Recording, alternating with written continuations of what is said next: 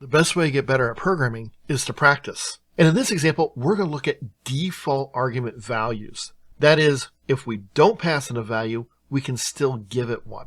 So let's take a look at how we're going to do that. Remember, as always, a link to this file is available for download in the description below. We'll pause for just a second, let you download it, and then you can follow along with us.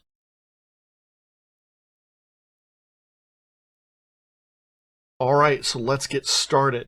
What we want to do is create a function that's going to calculate the area of a circle. We've got a constant pi, which is what we need because it's pi r squared, and then we need to create a new function. So if I come down here and I create a function, I'm going to say something like void area of circle, and we're going to give it a radius. Okay, so that's my parameter. I put that inside my parentheses.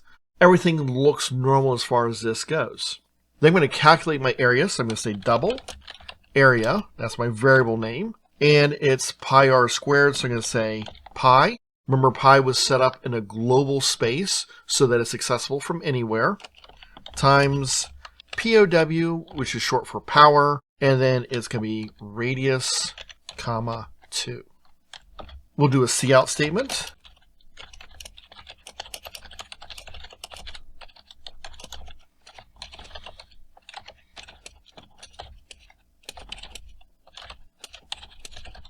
All right, so we have the area of a circle with a radius of, put in radius is, and then we put in area. So all very straightforward as far as that goes. So everything we've done so far is very normal. Now I need to create my function prototype because since area of circle is after main and we're going to call area of circle from within main, we have to have the prototype. So I'm going to say void area of circle and then give the data type with a semicolon at the end. So everything here is fine, and this is exactly what we'd expect.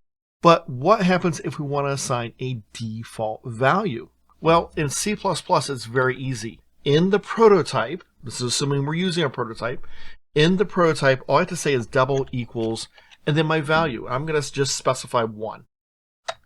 So now if I come here and say area of circle, and don't give it a value, it should be 1.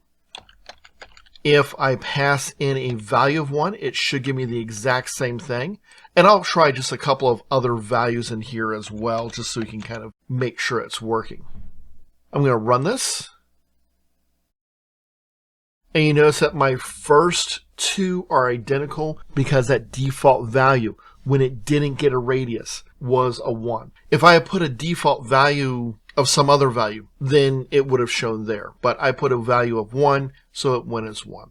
And I can look at these and say that, yeah, these look to be about correct. You know, would I have to actually try them out with a calculator? Yes, I would. But I know C++, I know that math. I'm pretty confident those values are correct when I test them. So that's how we create a function with a default argument or default parameter, depending upon how you look at it. So it's very simple, very easy to do in C++. Notice that you only have to put equals and the value inside the prototype. So that's something a little bit different. If you're using other languages such as Java or Python, you notice you put it in the function definition, but that's because you don't have a prototype. Hopefully you found this video helpful. If you did, give the video a like and consider looking at other videos inside this series so you can learn how to get better at programming in C and C++.